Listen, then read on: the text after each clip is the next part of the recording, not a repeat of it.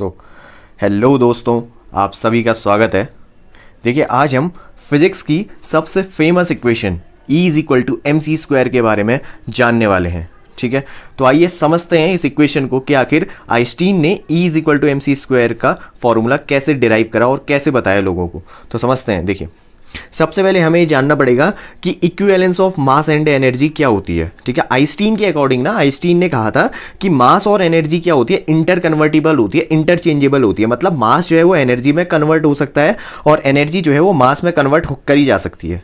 ठीक है, तो इस बीच जो है आइंस्टीन ने जो है एक रिलेशन बताया जो वेरीफाई करता है कि कैसे जो है एनर्जी मास के अंदर चेंज करी जाती है और मास जो है वो एनर्जी में चेंज करा जाता है। तो देखिए, ये रिलेशन था E is equal to M C square. यहाँ पर जो है M जो है ना, M यहाँ पर है मास है बॉडी का, और E जो है वो एनर्जी है, और C जो है वो है स्पीड ऑफ द लाइट या वेलोसिटी ऑफ द लाइट, जो कि हमें पता है कि 3 × 10⁸ मीटर पर सेकेंड होती है। ठीक है, तो आइंस्टीन की मास और एनर्जी की इक्वेशन ये होती है। इन दोनों के बीच में क्या है, एक रिलेशन है। ठीक है, क्योंकि न्यूटन ने तो ये कह दिया था कि मास जो है वो कांस्टेंट रहता है। ठीक है, मास जो है न्यूटन के अकॉर्डिंग क्या होता है, मास कांस्टेंट रहता है। देखिए, हमने दो टाइप के फ्रेम ऑफ रेफरेंस पढ़े थे, non inertial frame of reference और इनर्शियल फ्रेम ऑफ रेफरेंस। देखिए, इनर्शियल फ्रेम ऑफ रेफरेंस के अंदर क्या होता है कि जो हमारे पास मास होता है वो टाइम के साथ साथ चेंज नहीं करता है, मतलब मास कांस्टेंट क्वांटिटी होती है। लेकिन वही बात अगर हम non inertial frame of reference में देखेंगे तो उस केस में क्या हो जाता है, जो हमारे पास मास होता है वो चेंज करते रहता है टाइम के साथ साथ। तो इसी अकॉर्डिंग दो आइंस्टीन ने एक इक्वेशन बताई, E is equal to M C square. देखिए,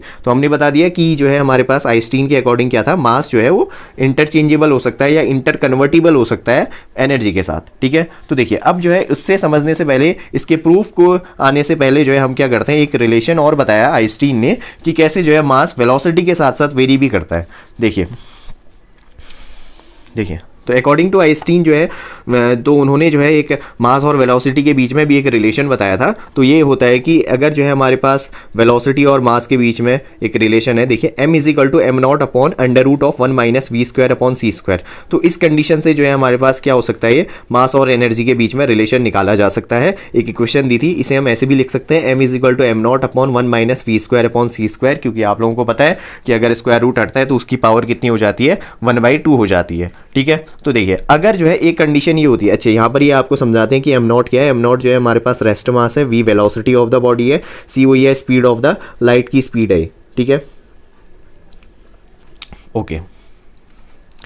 तो अब जो है, अब अगर जो है एक कंडीशन ऐसी है कि अगर जो है हमारे पास ना, कि अगर बाय द वे जो है ऑब्जेक्ट की वेलोसिटी अगर जो है c के बराबर आ जाती है, यानी कि स्पीड ऑफ लाइट के बराबर आ जाती है, किसकी वेलोसिटी, ऑब्जेक्ट की वेलोसिटी, तो उस केस में जो है जो ऑब्जेक्ट का मास जो है वो इंक्रीज तो करेगा ही करेगा, लेकिन वो मास जो है वो कहाँ तक का पहुंच जाएगा, वो इनफाइनाइट तक का पहुंच जाएगा।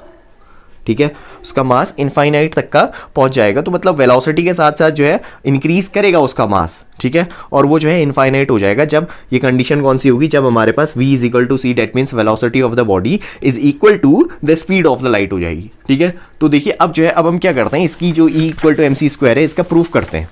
ठीक है, तो देखिए, proof of Einstein mass energy equivalence, बेहतरीन इक्वेशन है। तो देखिए, समझते हैं। तो सबसे पहले हमें जो है आइंस्टीन ने एक मास और वेलोसिटी के बीच में रिलेशन निकाला था, तो उसी से जो है हम इसको आगे बढ़ाते हैं। एज वी नो,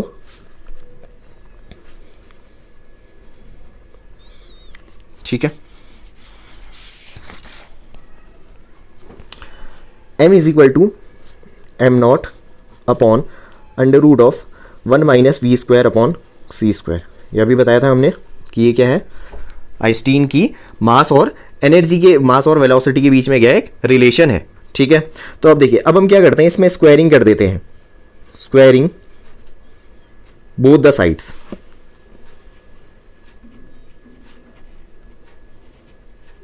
स्क्वायर कर देते हैं बोथ द साइड्स, क्या हो जाएगा, m square is equal to am not square upon 1 minus we square upon C square हो जाएगा।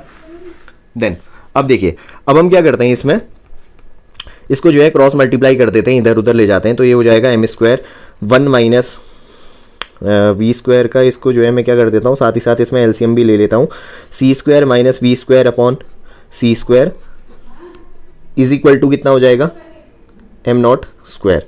ठीक है, तो देखिए, ये अब अंडर जो है हम क्या कर देते हैं, इसमें ब्रैकेट खोल देते हैं, C square M square minus M square V square is equal to am not square और सी स्क्वायर, ये हमारे पास क्या हो गया, ये रिलेशन, मतलब हमने क्या करा, इतना तक का हमने काम कर लिया। अब हम जो है इस इक्वेशन को क्या कर देते हैं, डिफरेंशिएट कर देते हैं, differentiating both the sides, differentiate both the sides, हम दोनों साइड को क्या कर देते हैं, इसे डिफरेंशिएट कर देते हैं। तो देखिए डिफरेंशिएशन कैसे करते हैं, देखिए अच्छी यहाँ पर अज्यूम क्या करना है, एक चीज़ अज्यूम कर लेना, आपको पता ही है अज्यूम करना है हमें, क्या करना है, एम नॉट जो है, एम नॉट एक रेस्ट मास है, ठीक है, और सी जो है हमारे पास क्या है, ये स्पीड ऑफ द लाइट है, ये क्या होंगे, कांस्टेंट होंगे, ये हमारे पास कांस्टेंट होंगे, और कांस्टेंट का डिफरेंशिएशन आपको बताइए 0 होता है, ठीक है। देखिए तो इसे डिफरेंशिएट करते हैं इस वाली इक्वेशन को, देखिए एम स्क्वायर, तो सी तो बाहर आ जाएगा, तो एम स्क्वायर का कितना हो जाएगा, 2m हो जाएगा, और 2m dm साथ ही साथ सी स्क्वायर माइनस, अब यहाँ पर देखिएगा, अब एम स्क्वायर वी स्क्वायर, तो दोनों जो है हमारे पास क्या है, प्रोडक्ट रूल का इसमें फॉर्मूला अप्लाई होगा डिफरेंशिएशन का, ठीक है, पहले फंक्शन फिर differentiation of second plus second function को बाहर और डिफरेंशिएशन ऑफ फर्स्ट फंक्शन, ठीक है। तो करते हैं इसमें, एम स्क्वायर कितना हो जाएगा, ये 2v dv plus we square बाहर, और यहाँ पर डिफरेंशिएशन 2m dm, ठीक है, स्टेप सॉर्ट कर रखा है, और कांस्टेंट का डिफरेंशिएशन 0 हो जाएगा साहब, ठीक है। तो देखिए अब इसे जो है हम क्या कर देते हैं, सॉल्व ओपन कर लेते हैं, 2m dm c square minus M square 2m 2v dv minus we square dm is equal to 0। इसमें से 2m कॉमन दिख रहा होगा हमें, तो 2m कॉमन ले लेते हैं, इक्वेशन सॉल्व अच्छी तरीके से हो जाएगी ना, सॉर्ट हो जाएगी। तो 2m कॉमन ले लिया, क्या बचा, सी स्क्वायर dm माइनस यहाँ पर बचा आपका m we D we minus we square dm is equal to 0।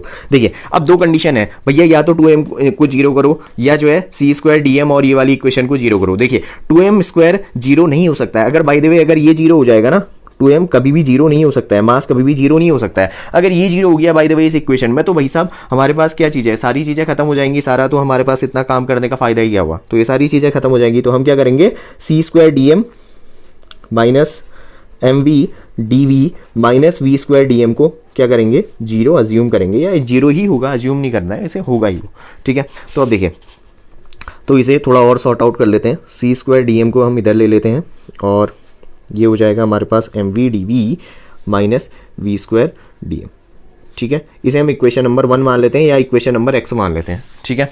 तो अब देखिए, अब ये तो हमारे पास क्या हो गई, ये हमने इक्वेशन नंबर x मान लिया, 1 मान लेना आप जो भी, ठीक है। तो अब देखिए, अब हम क्या करते हैं इसमें, अब न्यूटन के अकॉर्डिंग जो सेकंड लॉ न्यूटन ने दिया था उसको जो है अप्लाई करते हैं, ठीक है। तो न्यूटन की बातें भी काफ़ी हद तक सही थी, ठीक है ना। तो आइंस्टीन की जो इक्वेशन जो बनी है वो न्यूटन की हेल्प से ही बन रखी है, ठीक है, according to Newton's second law.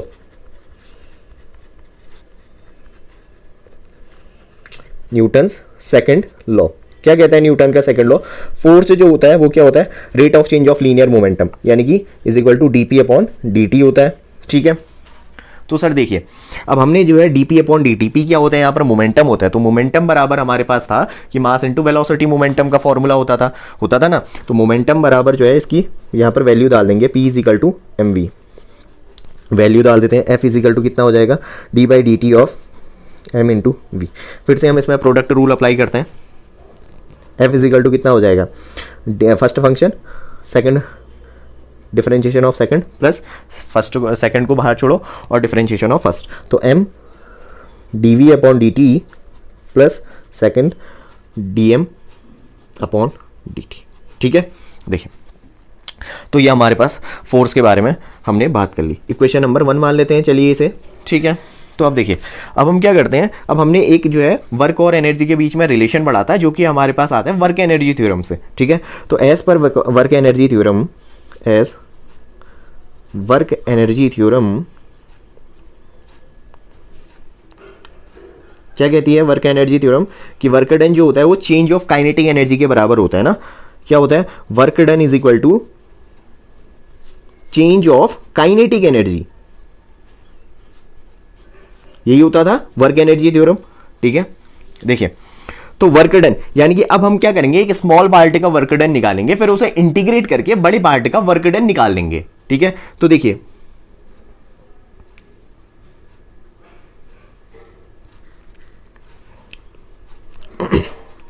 dW is equal to DE। ठीक है माय डियर। तो अब देखिए वर्क डन, यानी कि अब वर्क डन का हमारे पास फॉर्मूला होता है, वर्क डन बराबर कितना होता है, फोर्स इंटू डिस्प्लेसमेंट है, तो फोर्स हो तो फोर्स और डिस्प्लेसमेंट है, हम स्मॉल डिस्प्लेसमेंट ही निकालेंगे dx। ठीक है, फोर्स इंटू डिस्टेंस या डिस्प्लेसमेंट इज इक्वल टू कितना हो जाएगा d। ठीक है, change of kinetic energy, change represent करता है DE से। ठीक है, तो अब हम क्या करते हैं, यहाँ पर इसकी वैल्यू को पुट आउट कर लेते हैं। ठीक है, तो DE को मैं ऐसे इधर पर लिख लेता हूँ और फोर्स की वैल्यू को यहाँ पर लिख लेता हूँ, m into d v upon d t plus v into d m upon d t. ठीक है, इंटू जो है हमारे पास होल का कितना हो जाएगा dx। ओके, अब देखिए यहाँ पर m इंटू, अब यहाँ देखिए मैं कुछ इंटरचेंज भी कर रहा हूँ और अंदर भी भेज रहा हूँ, इसे मैं ऐसे लिख सकता हूँ dx upon d t into d v plus v into d x upon d t into d m हो जाएगा ना। देखिए तो अब जो है हमारे पास ये कितना हो गया, DE हो गया, तो DE इज इक्वल टू हमारे पास कितना आ गया, देखिए m इंटू, अब यहाँ पर देखिए dx upon d T, dx क्या है, डिस्प्लेसमेंट है, डिस्प्लेसमेंट अपॉन टाइम क्या होती है, वेलोसिटी होती है, तो mv into d v plus जो है हमारे पास v की v, और यहाँ पर भी v हो जाएगा, तो v और v कितने हो गए, v square into d M. ठीक है, इसे जो है हम क्या मान लेते हैं, इसे हम इक्वेशन नंबर 2 मान लेते हैं। ठीक है, अब देखिए इक्वेशन नंबर x से हमें जो है मास वेलोसिटी के रिलेशन से अभी हमने कुछ फाइंड आउट करा था। देखिए यहाँ पर mv dv और v स्क्वायर dm, इसकी वैल्यू अभी हमने फाइंड आउट करी थी ये x की इक्वेशन से, है ना, तो क्या है c स्क्वायर dm है, तो इसकी वैल्यू को हम यहाँ पर पुट आउट कर लेते हैं फ्रॉम इक्वेशन नंबर x। तो DE इज इक्वल टू कितना हो गया था, c स्क्वायर dm हो गया था। ठीक है, DE is equal to c square dm हो गया था। तो अब हम क्या करते हैं, अब हमने जो है DE is equal to c square dm, हमने ये वैल्यू जो है ये वैल्यू फाइंड आउट कर लिया। अब हम क्या करते हैं, इसे इंटीग्रेट करते हैं। ठीक है, इसे हम क्या करेंगे, इसे हम इंटीग्रेट करेंगे। मान लीजिए इसे हम इक्वेशन नंबर 3 मान लेते हैं। ठीक है, हमने जो है इसे इक्वेशन नंबर 3 मान लिया। अब हम इसे इंटीग्रेट कर लेते हैं सर। देखिए अब हमने माना कि अगर जो है हमारे पास लेट, हम कह देते हैं लेट जो बॉडी का मास है वो क्या हो रहा है, इंक्रीज कर रहा है। Let the mass of the body, mass of body will increase to m not to m, mass of body m not से m तक का इंक्रीज करा, एंड जो काइनेटिक एनर्जी होती है, ठीक है, एंड द काइनेटिक एनर्जी वो भी क्या करेगी, इंक्रीज करेगी, कहां से कहां तक, इंक्रीज टू 0 टू e। ठीक है, 0 से e तक का हमने कह दिया कि उसकी जो काइनेटिक एनर्जी है वो इंक्रीज कर रही है डियर। तो अब देखिए अब हम क्या करते हैं, छोटे पार्ट का निकाला था, बड़े पार्ट के लिए इंटीग्रेट कर देंगे, तो DE इज इक्वल टू जो है हमारे पास कितना आ जाएगा, इंटीग्रेशन c स्क्वायर dm हो जाएगा। ठीक है, अब देखिए कैसे लिमिट हम वैल्यू पुट आउट करते हैं, इसको समझिएगा। जब जो है हमारे पास क्या होता है, जब मास m नॉट होता है, यानी कि रेस्ट मास होता है, तो उस केस में जो है हमारे पास एनर्जी कितनी हो जाती है, उस केस में एनर्जी 0 हो जाती है। और जैसे ही हमारे पास मास बढ़ गया, पहुंच गया m तक, उस केस में एनर्जी भी बढ़ गई e तक। ठीक है, तो अब जो है अब इसे सॉल्व आउट करते हैं। डी का इंटीग्रेशन कितना हो जाएगा, हमने पढ़ा है e होता है 0 से e तक इज इक्वल टू, c तो कांस्टेंट क्वांटिटी है तो बाहर आ गया c स्क्वायर, बचा गया dm का कितना हो जाएगा m, और यहाँ से लिमिट m नॉट से लेके m तक। ठीक है, तो अब देखिए ये हो जाएगा हमारे पास, वैल्यू पुट आउट करते हैं, यहाँ पर minus lower is equal to कितना हो जाएगा, c square m minus m not हो जाएगा। ठीक है, तो देखिए e इज इक्वल टू हमारे पास कितना आ गया, c स्क्वायर m माइनस जो है हमारे पास कितना हुआ, c स्क्वायर m नॉट। अब देखिए यहां पर देखिए m नॉट c स्क्वायर, ये क्या है हमारे पास, m नॉट c स्क्वायर क्या है, ये हमारे पास रेस्ट मास एनर्जी है।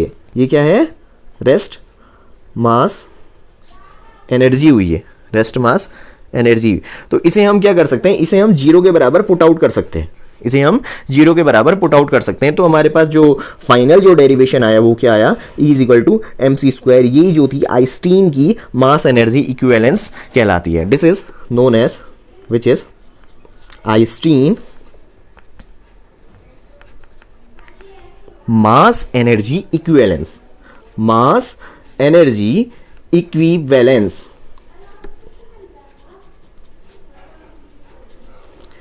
तो वीडियो देखने के लिए आप लोगों का सबका धन्यवाद, थैंक यू, बाय, फिर मिलेंगे।